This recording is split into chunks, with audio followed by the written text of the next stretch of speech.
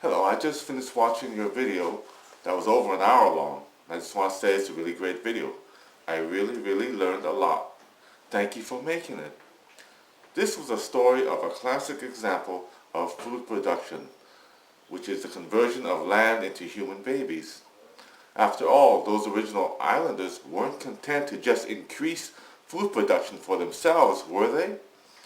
They were all also in the act of reproducing babies from the food surpluses, weren't they? And the dam they constructed was not to feed just 3 people, but was to feed the millions of people they ended up with. Modern agriculture is turning the land into food, then into humans, then the final product being garbage. It's the conversion of the natural world into human matter. I see the transition from an island with just a few people into an economy with millions of people, similar to what we have now, all stemming from the production of food. The whole economy was geared toward this at the expense of the natural world. First the food, then the consumption, then the baby production, then increased consumption, which means increase in production. With an increase in the human population comes a need for a control system or military government to regulate the system from crime and abuse.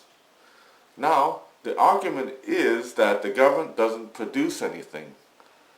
This is not really true. The government does offer protection to the bankers and centralizes that power.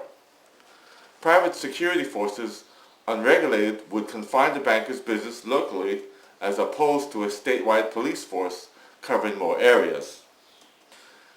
An international police force offering larger protection would mean a monstrous business for the banks. The government also makes it possible for the expansion of agriculture production when the population has outstripped its resources. It goes and conquers lands with fresh resources for the continual expansion and growth of their human population. As was in the case when the Europeans outstripped their resources in England and made a strong-arm move into the New World, which means more people, more products, and more expansion. The government polices population growth and even encourages it to grow so they can play the hero. This formula creates the demand for new resources, which is their job in acquiring through force.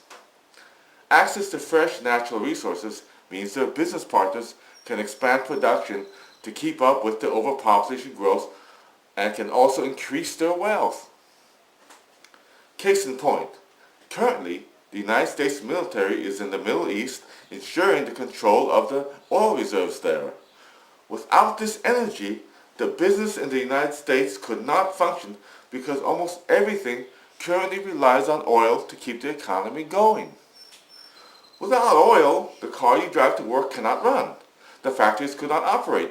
The farmers could not run their machines in the production of their food. The electricity that your computer and toys operate on could not work. You get the picture.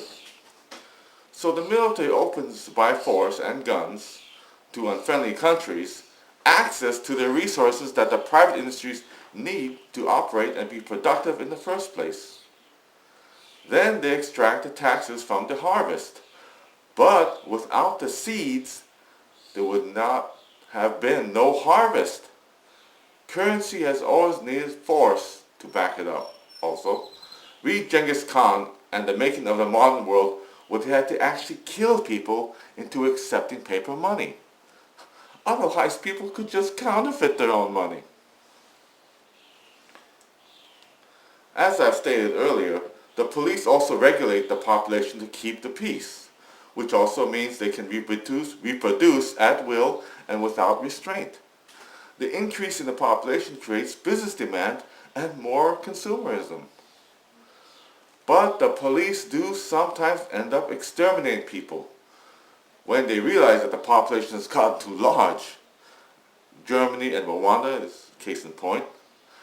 But it's usually other countries' population while they keep making their own people grow. More soldiers to expand their culture. Business and the population pollution that always follows and displaces.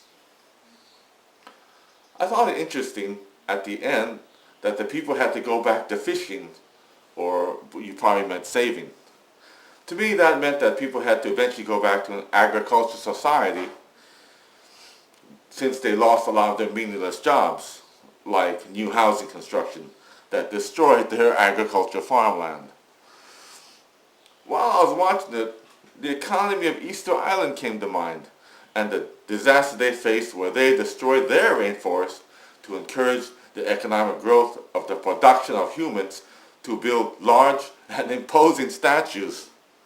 But there was no island nearby enough for them to conquer with the resources they had after they had converted their rainforest into humans and statue products. I would encourage you to read Collapse by Jared Diamond. Anyway, a great video. I learned a lot about the way people view the economy and its inner workings. Thank you very much.